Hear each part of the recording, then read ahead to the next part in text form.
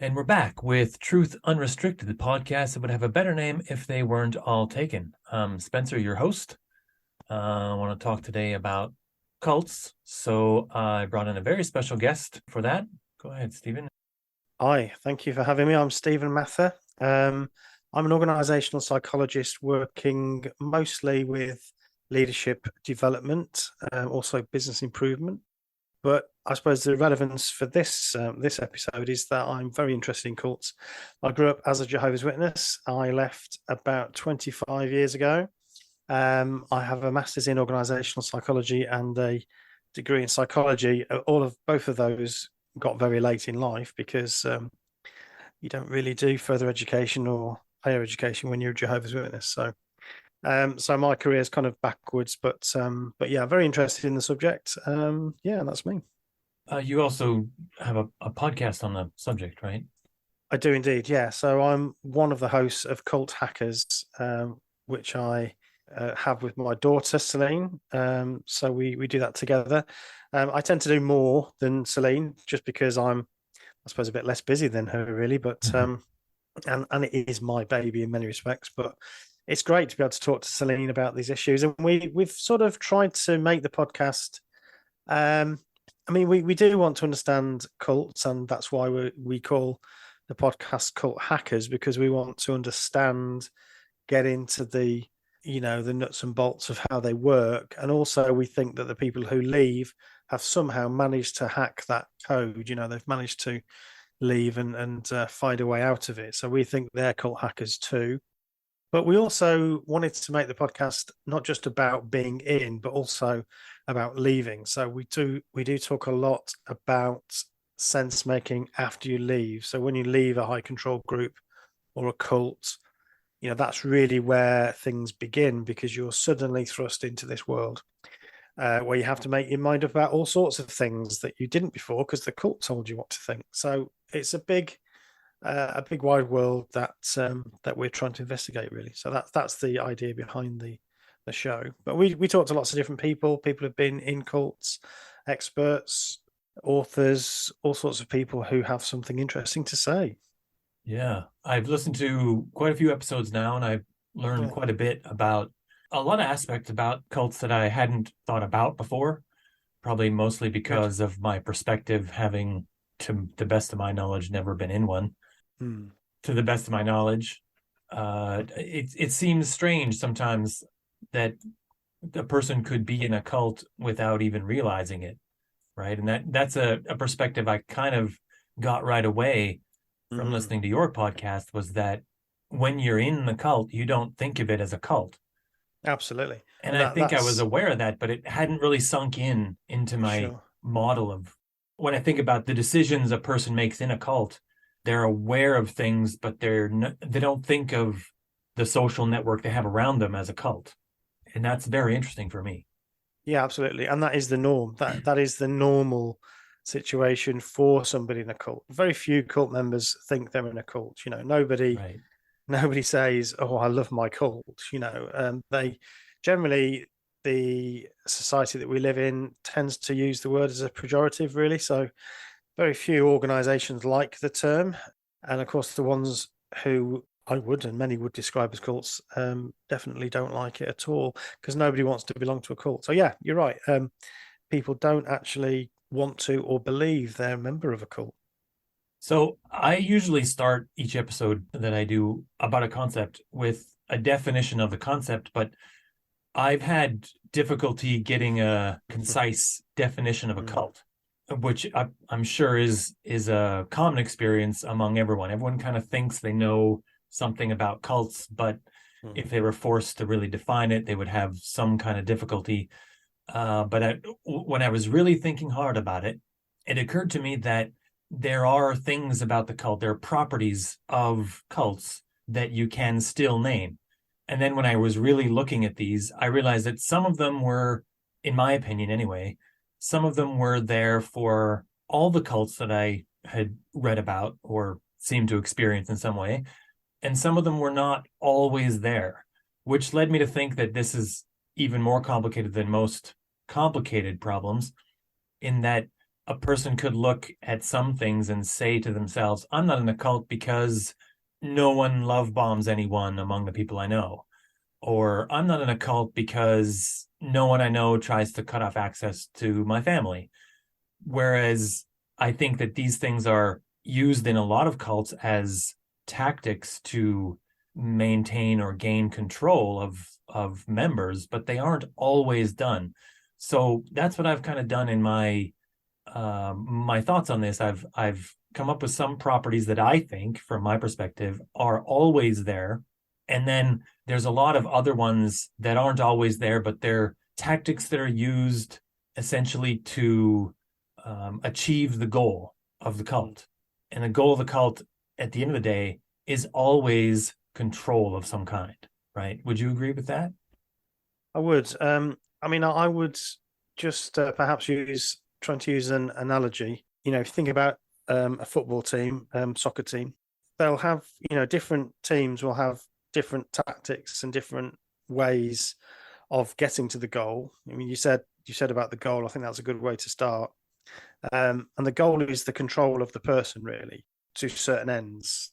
It could be financial, it could be servicing them in some way. But generally speaking, the cult has a goal to use the individuals who are members of it, but they'll deploy different tactics depending on the type of cult. So, as I say, a football team might have a very attacking lineup. They might have lots of really skillful players who run down the wing and beat other players and cross the ball in and all that sort of thing. And then another team perhaps doesn't have those, but they'll do something different. They'll as they say in the UK, they'll park the bus, which means that they'll put lots of people in defence and stop the Right. other team from scoring, and then try and score a goal on the break. So these are just different tactics, and I think cults are like that. So cults have different ways of essentially achieving the same aims. So yeah, you'll have some groups who take people away from their normal lives and they set up a compound somewhere in the middle of nowhere, and that's all about isolating people physically. You'll have other groups who don't do that, but they mentally isolate people so that they live it amongst us, if you like. They live in the world, they go to work, they live next door to us, but they're very restricted in what they can listen to, what they can do. There's strict rules around who they can associate with, and so on. So yeah, that's right, and that's why it's difficult to. Also, you have groups that are religious, so the groups are not religious, but they still practice the same sort of control mechanisms. So for me, I think the important thing to remember about cults is that it's a level of control that they're looking. So the word control, I think, is very important. So Right. they're trying to control people's thinking and behavior in order to get something from them. And as I say, it could be work, it could be sex, it could be money, but there's always something the cult's trying to get from the individual, and they do that in a number of different ways. Control is a big part of it, and coercion is the other big part. So they use methods to coerce people into doing things that are not in their interests, and they do that through often normal social and psychological needs and behaviors that we all have, but they take them and they weaponize them in many ways to get people to do what they want. So that, for me, that's what I'm looking at in a cult. I when I first started this work, I decided I wasn't going to use the word cults because I felt it was just too vague, and it was very difficult to pin it down. So I prefer the term high control group or high demand group, because I think those describe the things that we're worried about with these groups.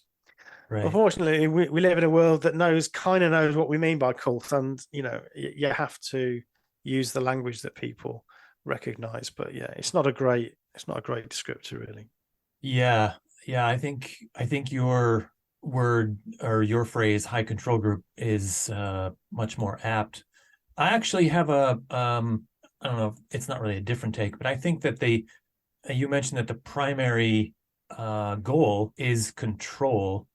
I actually think that the primary goal is the elevation of the leadership, and control is the thing that allows them to feel that they've achieved that goal. that it's almost always narcissists that are at the top, and they are attempting to inflate their own ego.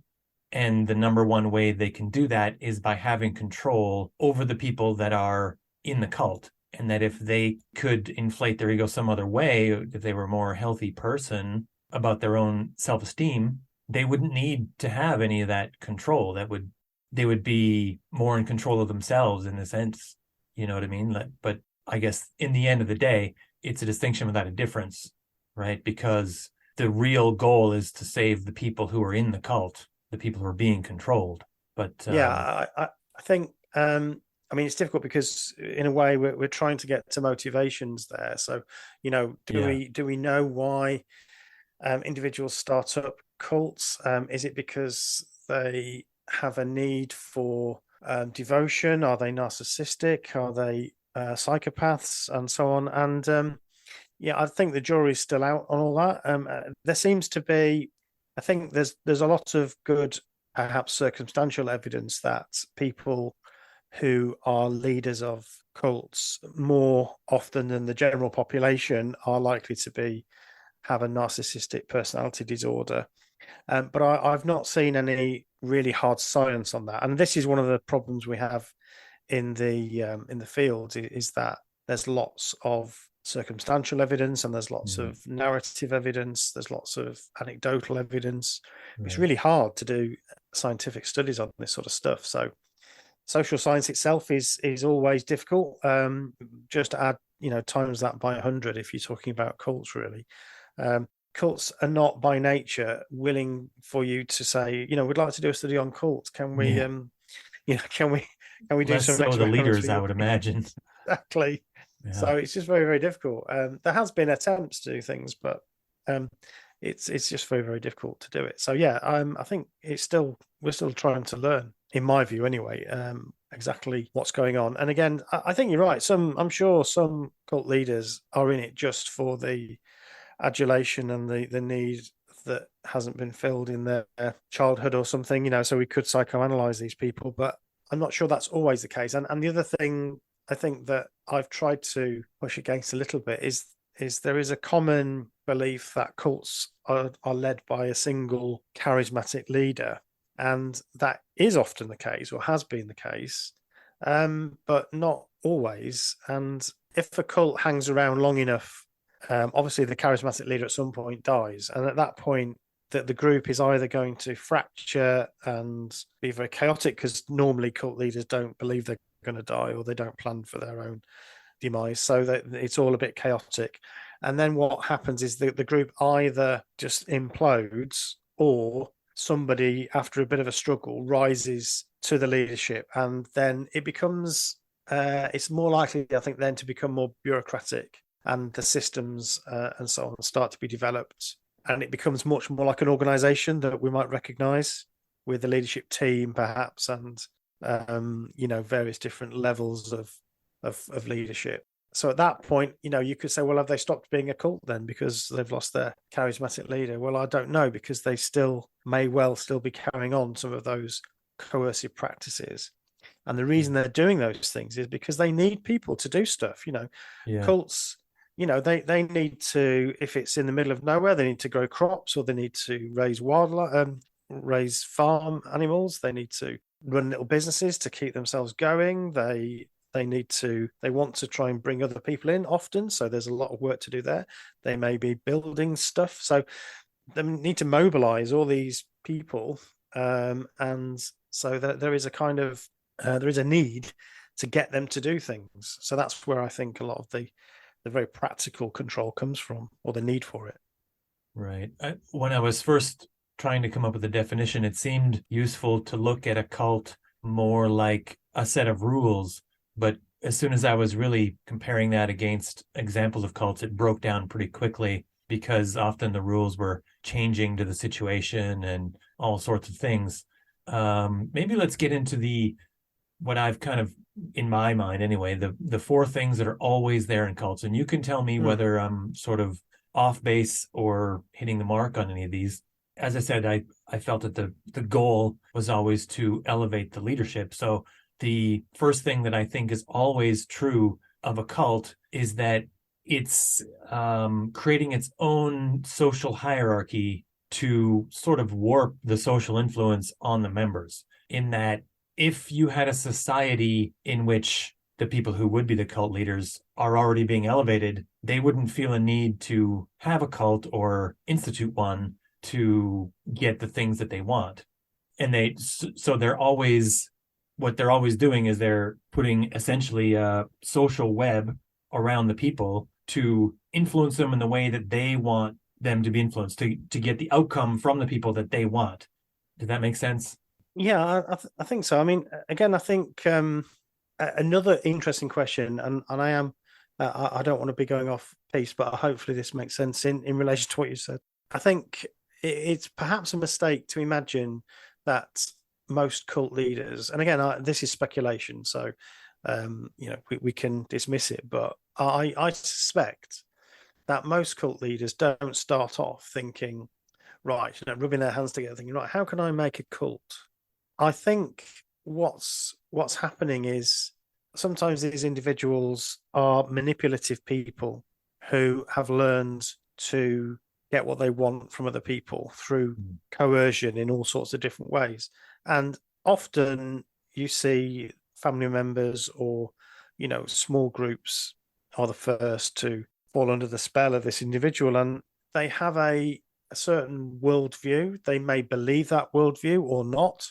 Again, it's very difficult to know because this is an internal state.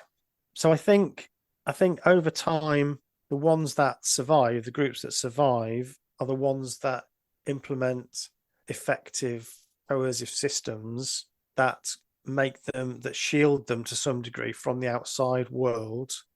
So yes, answering your question about, is it really all to service their ego or all to service their need for adulation, their need to be essentially worshipped and to be constantly told how wonderful they are? I think that's very possible. I don't know if that's always the case. I'm not confident enough to say that would always be the case. And I would suggest it's not. They're not looking ahead 20 years thinking, I'm going to create a cult with hundreds of thousands of followers. But I think they're doing the things that will give them that gratification at the time, and then they get better at it. They do more of those things that gives them the buzz. There's bound to be a certain buzz to realizing that people will do what you ask them to do. Yeah. And I think it's a question Celine often asks when we're doing discussions like this. Is the founder of a cult the first cult member? That they believe Are they a their member own. of their own cult? Yeah. And it's a fascinating question. I don't know the answer to that, Spencer, but yeah. So I suppose I agree with you, but I'm not sure it's as. I suppose my point is it as calculating as perhaps it could sound? I'm not sure. Sometimes these people are intelligent, very intelligent, but in a very narrow way. So they know how to manipulate people. They know how to get what they want, but they show a lot less intelligence in other domains. So I think that's another thing. I'm not sure a lot of them are capable of the level of forethought that we might be giving to them. It's just my opinion. I don't know. Okay. Yeah, I mean, that we might attribute to them some additional property of what's commonly termed now as sixth dimensional chess. Yeah. Whereas to them, they weren't doing that. They were essentially dodging bullets and avoiding calamity at every moment. And that led to, in doing so, it led to a greater and greater control of people. And then at the end of the day, they're the head of an enterprise that is essentially a cult. So the next thing that I think is always true is that the cult will have a set of rules that is either distinctly different from or in addition to the rules that are already in place in society. And I think that seems, as soon as I read it, it seems overly obvious, because if there weren't any rules, you couldn't have anything. But there is always some rules in a cult. There's rules of things you can do, and whether they're written down or whether they're just communicated through social pressure systems, there is always a set of rules. Oh, don't talk to those people or what have you. And these rules are always meant to do two things, which is to elevate the leadership and to gain and maintain control of the members. Does that sound right to you, or is it? Yeah, Yeah. I agree, and I would say that it's there's a third reason for it, which Mm. may be related to the second one, but I think it's to separate the group from the rest of the community. So it's Yeah. almost the very definition of, what we've just said. It's very hard to define, but it's one of the things Mm. that I think is important for a cult, is that it is separate from the rest of society. And so that's done either through physical location, but I think more often it's through these rules that you've mentioned there, the behaviors that you're required to do. Sometimes it can be dress, so Mm. interviewed a really interesting woman who was a member of the Rajneesh group. She's written a wonderful book called A Slice of Orange, which comes out next year. And they all wore orange or red, and that was how you recognize them. You think about the Hare Krishna group; they're Right. very recognizable. My old group, Jehovah's Witnesses, you can spot them a mile off when they're walking around doing their door to door work. They have a kind of uniform, and so even the way people dress, certainly the way they behave, the things you're supposed to do, the activities, the things you can't do. So as a youngster, I wasn't allowed to celebrate Christmas or birthdays or any of the holidays at school. So I had to sit out separate from all the rest of the children. So I went to a school, normal school, but had to be separate. So I think that's part of the reason for these rules, is to separate you from the rest of the world. And I agree. I think that is very much around control. So it's a way to control people. It becomes, you know, so there is a Bible verse that goes something like, Jesus sort of tells his disciples that you will be no part of the world, although you are in the world. So, we had that drummed into us. We were in the world, and that we went to work, we went to school, but we were no part of it. And so you've always got this level of separation. Right. So yeah, I think that's right. So in some way you could have some set of rules or additional behaviors that you're required to do, and a cult member might be told that they should feel proud of the fact that they have Mm, these rules. yeah, It shows a level of discipline or some other positive social property that they are displaying by following these rules, and then they should feel proud for it. So they might even feel like they're above people who aren't in their cult because they follow these rules, right? I mean, absolutely. that can be a real thing. Mm, So the next thing I think that is always present is that the leadership of a cult will always make a claim to knowledge that is unavailable to the followers. So in some cases, it's that they have a higher being that they commune with that no one else can commune with. They have some ability to access a spiritual being or plane that no one else has. But sometimes it's more mundane knowledge. It's that they're hyper intelligent, or that they have, that they're way smarter than everyone, or they have a connection in something that they know. You could almost imagine a comical cult where one person claims that they know a famous person, and then they want everyone else to follow them because they know the famous person. I know Kim Kardashian. I can call her anytime I like, or whatever, right? Like, that's a thing that will happen all the time in cults, that there would be a claim to knowledge that no one else can access except the leadership. Do you think that's always true, or is there some exceptions there? I can't think of any exceptions to that, Spencer. I think that's very insightful. I think, yeah, cults come in different sorts. As we've said, there are religious cults, there are psychotherapy cults, there are business cults. So, multi-level marketing groups Yeah. have often been described as being cults. And so, yeah, but I think at the heart of it, there is some, yeah, if it's a business thing, it's a system that we've developed, that, Yeah. we have the extra secret sauce that can make you a millionaire, or that can make you the best person you can possibly be. Yeah, if it's religion, it's direct line to God or the intelligence of the universe or creatures from the fifth dimension or whatever. It's yeah, I think that's right. And again, this probably relates to the charismatic quality of some cult leaders. This ability to claim knowledge and do so confidently. We are all, Spencer. We are all looking for somebody to tell us what the hell's going on. we Right. we want to know the answers to these questions. The big questions and sometimes smaller questions. So sometimes it's what is the meaning of life? What happens when you die? Other times it's how can I be better with the opposite sex? How can I build a relationship? These are all reasons why people look for advice. And I think the other element there is that I think a lot of groups at the heart of it, you could describe them as a con.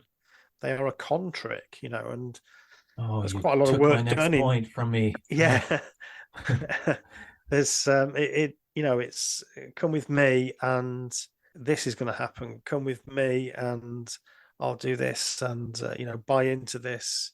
So again, a lot of money can be spent in these business cults in particular, but also in religious ones. You've got to pay all this money to get to the next level, and then you have to pay more money to get to the next level, Right. and so on. And yeah, absolutely, I believe a lot of these are simple con tricks, really.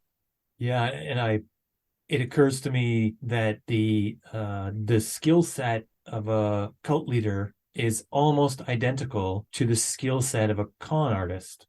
It's just generally speaking that when you have a con man, he's spinning his tricks for a relatively short period of time comparatively, Yeah. usually. Whereas a cult leader is attempting to maintain that indefinitely, preferably, right? I mean, that's what they would prefer, is to get control by the use of these confidence skills to get control from this point into the end of time or the end of their time. One would assume so. Yeah. Again, Yeah. it's hard to Yeah. know whether they are forward thinking enough, but give them Yeah. an option of carrying on doing what they're doing, or giving it all up and letting everybody lead their own lives. Of course, they're going to choose the former. So they're always looking to maintain their power and privilege, because they have a lot of privilege. The leaders of these groups generally enjoy much better conditions than the rest of Mm, their groups. right. Whether they admit it or not. Yeah. Absolutely. Yeah. Yeah. So the fourth thing that's always true, in my opinion anyway, is that there is always an act of blocking or discrediting outside sources of information. And this is done almost entirely to keep control over the members of the cult. So you might have people say that only this Bible is the source of information. All the other sources of information are no good, especially if they disagree with this primary source of information. And all of that is good. But you might have a situation where someone says, go ahead, go out into the world, find out things, but come back to me and I will interpret those things for you and tell you which ones are not to be trusted and which ones are to be believed. Does that sound right to you? That can happen. Yeah, I think. I think that your broader point around blocking, discrediting outside Yeah, sources of information, I think absolutely. There's a cult researcher called Stephen Hassan. I don't know if you've heard I haven't of heard of his them. work, but he talks. He's introduced this thing called the BITE model, and BITE stands for behavior control, information control, thought control, and emotion control. Right. So that's the way he gets us to think about what a cult really is. If they're doing all four of those to a certain degree, and I think this is important as well, Spencer, to realize that cults operate on a continuum. So we can say some groups are more dangerously culty than others. Yeah. So some will. So this blocking or discrediting information, for instance, some groups will literally, especially if they have you in a compound somewhere, you're literally living off the grid. You Mm, have no access to right. anything. You're blocked. You're completely blocked, and you can't speak to anybody. You are completely, your world is this group.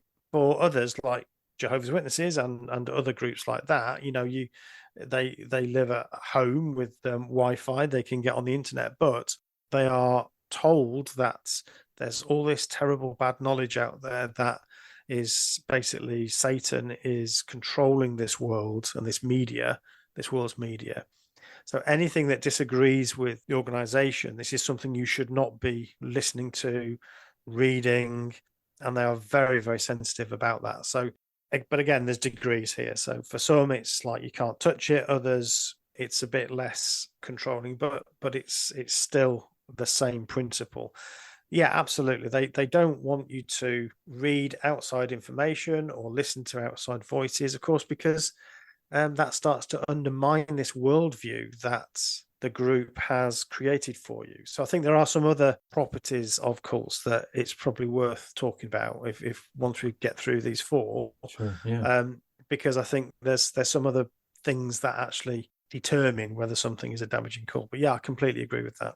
One asterisk I would put beside this one, as far as discrediting outside sources of information goes, is that the real action here would be that the cult would want to discredit all other sources of information except the information that comes from the cult, versus some behavior that's like, someone might say, I wouldn't listen to this one particular news source because this one particular news source tends to be a little dodgy, right?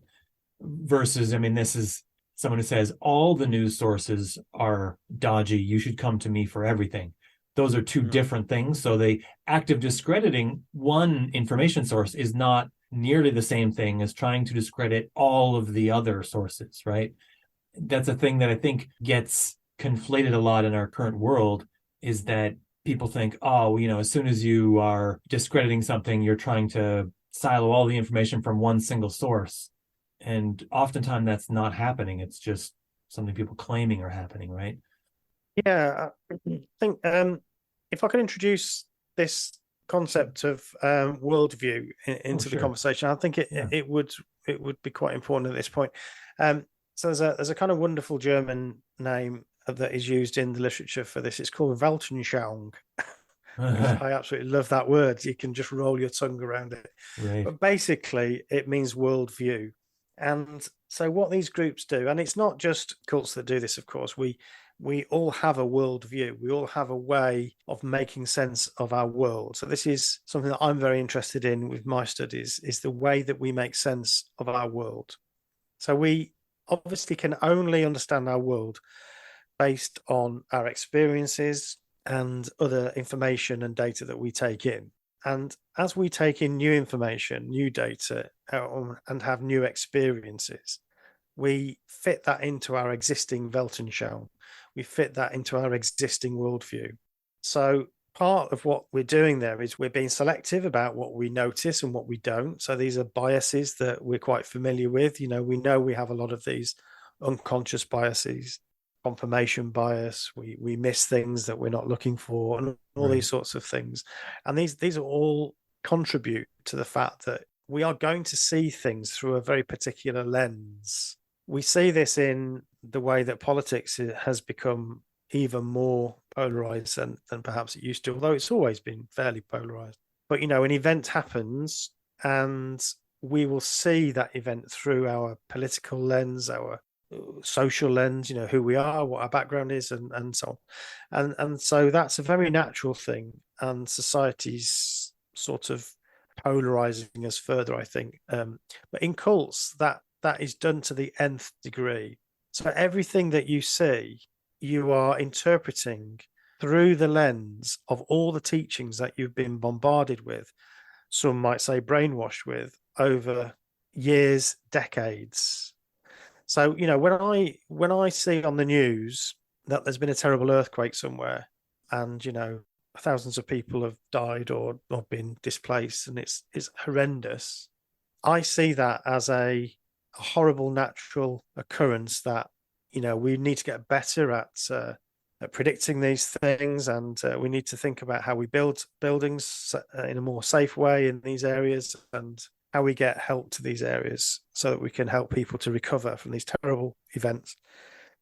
Me, 30 years ago, would have looked at that and said, there you go, that's another evidence that we're in the last days and that Armageddon is coming soon, because earthquakes in one place after another was one of the things that Jesus said would happen in the signs of the times in the last days. So it's the same event, but I'm looking at those two events in a completely different way. And you name it, anything that people are aware of, anything that's in the news, anything that they see, they are interpreting in that way. So cults are very good at creating essentially a single story for us to make sense of everything else. Right. So they, if you're a member of a cult, everything that you see will just be fit in to that single story. There are no competing narratives in a cult. There is only the one narrative. Therefore, you see everything through that light or through that lens. And that, I think, it's just so powerful. And that's what keeps people in, even though they are sometimes believing some of the most ridiculous things. And as individuals, they are pretty smart, but they're not able to see any of that because everything they see is being fit into that lens, and it is confirming over and over again that their religious leaders are right, or that their guru was absolutely right. And that's the difficulty, I think. And that's for me one of the most powerful elements of cults. Right. Yeah, that's interesting. That, I mean, you're essentially saying that additional perspectives are being limited or carved away so that there's only the one perspective or lens through which to see the world. Absolutely. Yeah, wow. Yeah. And what also is really interesting, and again, taking my own former group, is that this allows the group to change its beliefs, sometimes in quite profound ways. But the wider worldview is that this is a God-directed organization. Therefore, it actually doesn't matter if we used to think that Armageddon was coming in 1914, and then we used to think that the end of the world would come before the generation that saw 1914 died off, and then now they don't think that at all. They think something else. That doesn't matter. So when we look at that, we think, well, surely you can see that you're changing your mind once it's been evidenced that the thing hasn't come true. But for members in the group, they don't see it that way. They see it as increasing light to help them at the proper time. So actually, maybe we needed to think that then. Now we need to think this. Like a carrot that leads the horse on. Yeah, it needs to be just so far away from the horse, exactly. but not so close that he ever reaches it. Yeah. And so that's the sort of mental gymnastics that are happening, but that's only because you can only do that if you believe this bigger picture, which is that we are in a spirit-led organization, that God is leading this organization in the direction he wants to go. Therefore, essentially, whatever we're told is okay by us. If you believe that first thing, then you can believe the rest of it. And it's tied in with lots of other doctrines and ideas and so on. I mean, ultimately, this is what led to my leaving, was that there were too many holes in this Weltanschauung. There were too many holes in this worldview that started to mean that I couldn't fill them quick enough for the water to come through, So it's not always successful. So cults are not always successful in their attempts to do this. And people do leave cults. Mm-hmm. This is the other thing to remember, is I think often it's an accusation thrown at people like me who talk about cults and the dangers of cults. The accusation is, well, people leave them all the time. How can this be a cult if people leave it? Well, people do leave cults. Nobody says that people can't leave. It's just that it is very, very difficult. And when you do leave, you go through hell. And whilst you're in, you're also, in many respects, wasting your life. And that's a really sad thing about these groups that I've been struggling with, really. Right. Attention. Editing Spencer here. The podcast with Stephen Mather is too long to put out as one episode, so I've broken it up into 2 episodes, one this week and one next week. So stay tuned for that. And in the meantime, till next time.